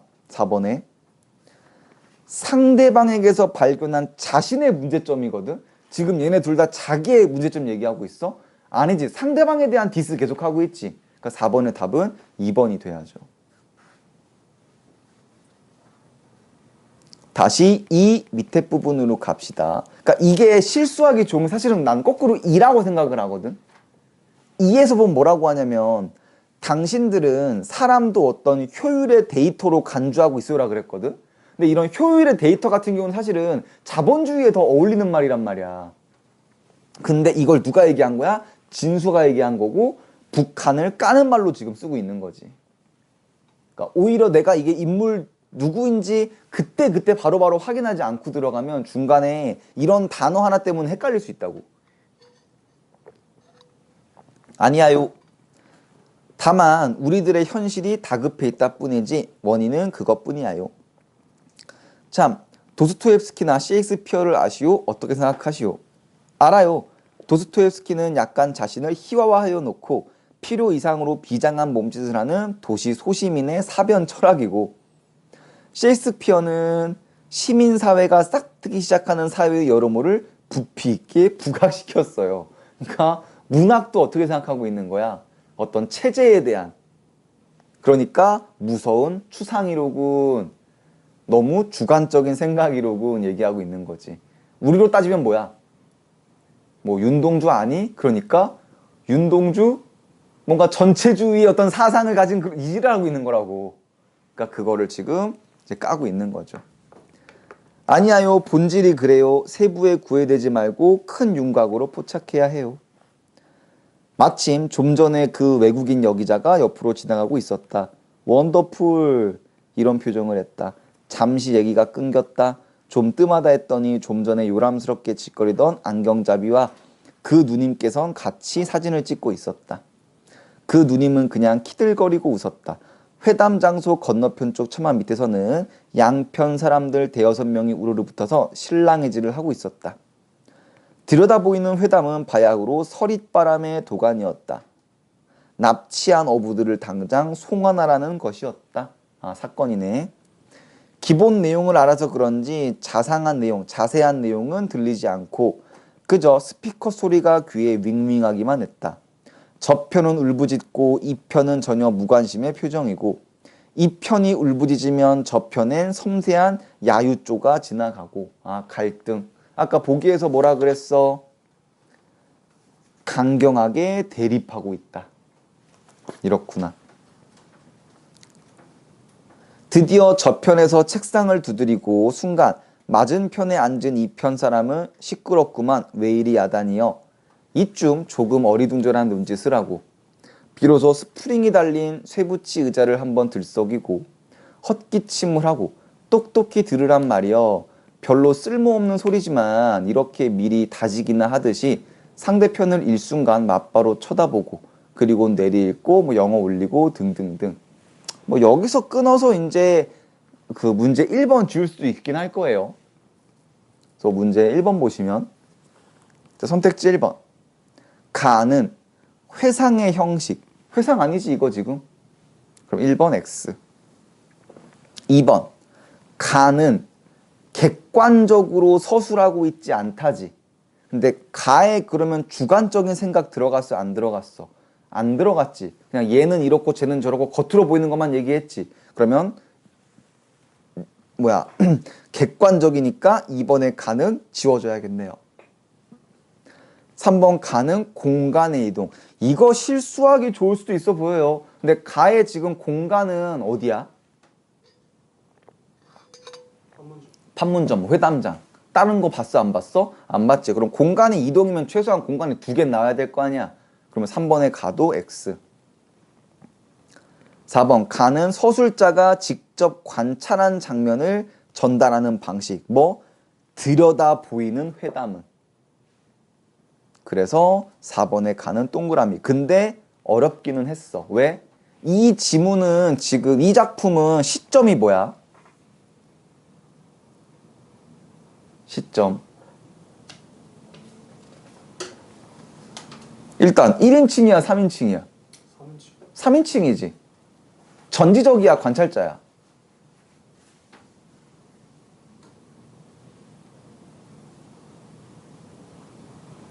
전지적으로 봐야 될 거거든? 속을 다 알고 있으니까. 근데 그러면은 지금 서술자가 직접 관찰한 장면을 전달하는 방식이기 때문에 이게 되게 애매하기는 해. 그러니까 들여다 보이는 회담은 이것 때문에 그래. 근데 이거는 1인칭이 아니라 3인칭인데 그런 식으로 좀 표현을 하고 있다라는 거. 그래서 생각보다 되게 까다로운 선택지였습니다. 5번 여러 서술자의 관점. 서술자 바뀌진 않았지.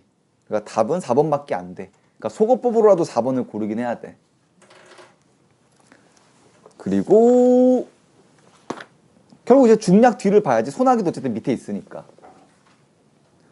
동편 쪽에 섰던 빛기둥도 사라지고 어두워졌고, 뭐 머리 들고 조용해졌고, 비가 내렸고, 생철 지붕이 와당와당 와라랑 하자 울부짖던 스피커 소리가 아득해졌고, 망 위엔 빗물 안개가 서리고 하늘과 땅이 그대로 굵은 물줄기가 이어졌어.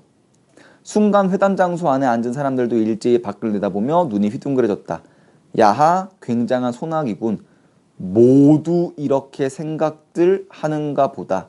그 놀랍도록 일률적인 표정이 기묘한 역설. 이거 이 정도는 이해해야 되거든. 무슨 말 하고 싶은 거야? 모두가 똑같은 생각을 하네. 아깐 안 그랬는데. 그게 역설이라는 거지.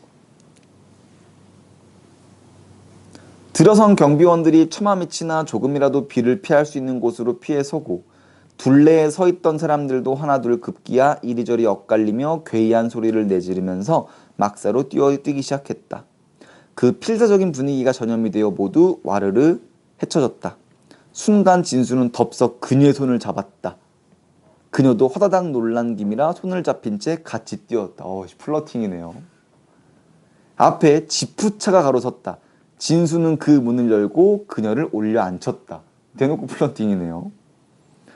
그녀는 같이 뛰는 사람이 누구인지도 딱히 모르고 덮어놓고 올라탔다. 진수도 지푸차에 올라타자 문고리를 채웠다. 어마, 비로소 그녀는 이런 표정이 되더니 문을 열고 나가려고 했다. 그녀의 손을 다시 잡았다. 사무친 애걸조로 바라보았다. 안심의 급편차니까. 누구의 어느 차다? 북한 차다. 그녀는 무슨 암시나 받은 것처럼 활짝 피어나듯 웃었다. 그러나 사실 거짓말이었다. 대단한 사람이죠. 여기까지. 자, 그럼 문제 마무리하러 갈까요? 문제 2번. 얘는 너무 쉽죠? 답은 1번이겠죠? 그러면 답은 다 해결이 되죠. 됐니? 자, 질문할 거 있는지 확인 한번 해볼까요? 질문.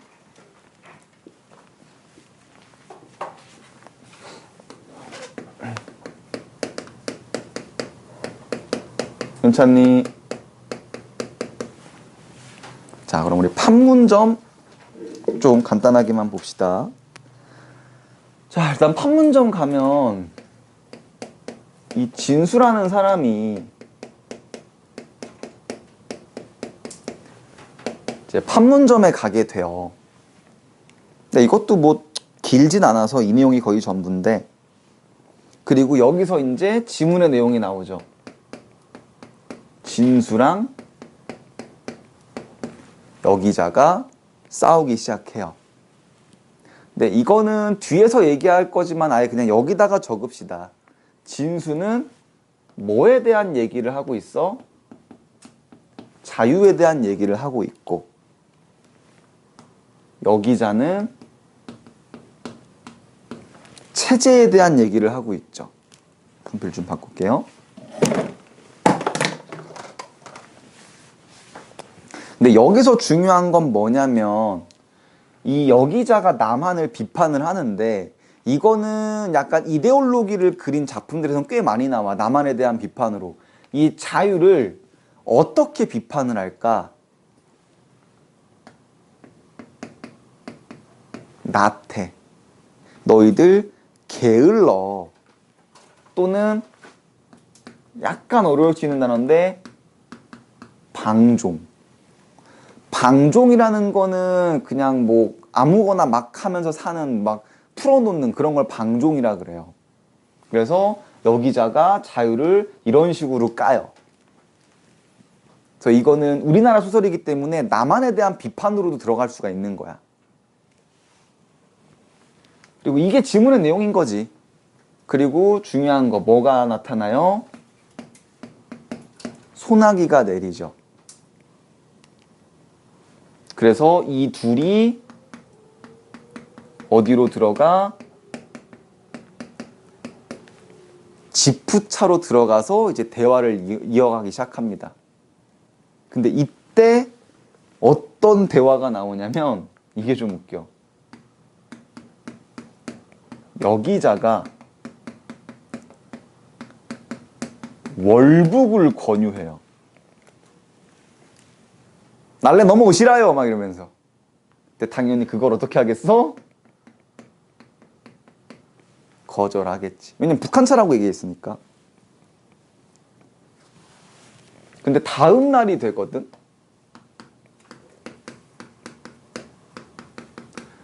다음 날 또 여기자랑 대화를 하는데 근데 여기자의 말이 조금 달라. 자기는 자유를 사랑한대. 그런데 우리는 지금 우리의 터전을 닦을 필요가 있는 상황이래. 그래서 막 자기는 사실 판문점 오는 걸 되게 좋아한다는 거야. 왜? 판문점에 와서 남한 사람들을 보면 자유 냄새가 난대. 뭔가 그 미묘한 어떤 나른함과 막 그런 어떤 편안한 분위기가 나타난다라는 거야. 그래서 내가 사실은 이런 걸 좋아해. 하지만 우린 이게 지금 중요해. 라면서 속마음을 보여줘요. 그리고 나서 이제 다 파하고 나서 이제 진수가 생각을 해요. 뭐? 이런 대화들이 계속 이루어지면 판문점은 200년 뒤에는 없어진 게 될 거야. 우리 통일할 수 있을 거야. 이러면서 약간 마무리가 되는 작품입니다. 오케이. 사실 내용은 별 내용이 없거든. 이게 이념에 대한 내용이기 때문에 조금 어려울 수도 있고.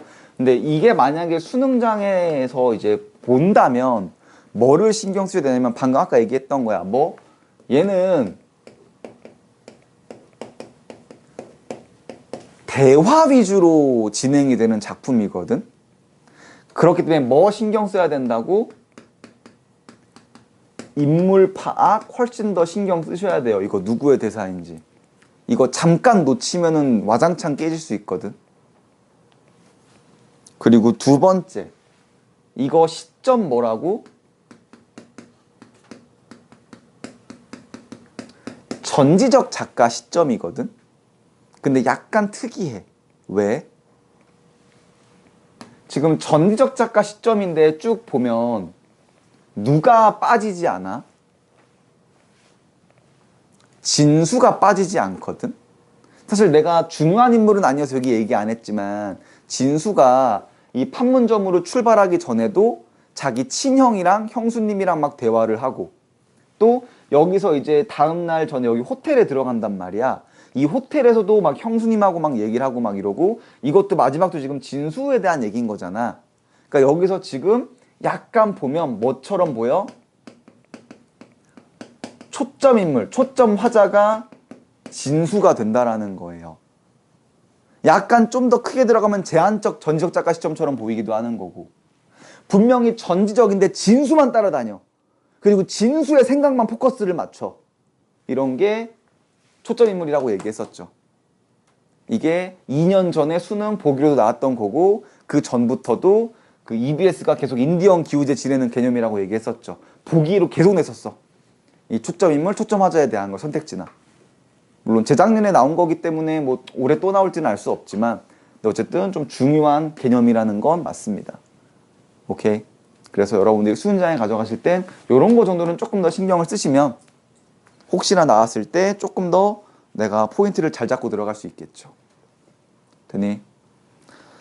자, 더 질문할 거 있을까요? 괜찮니? 자, 그러면 숙제를 또 내드려야겠지요. 고전 소설.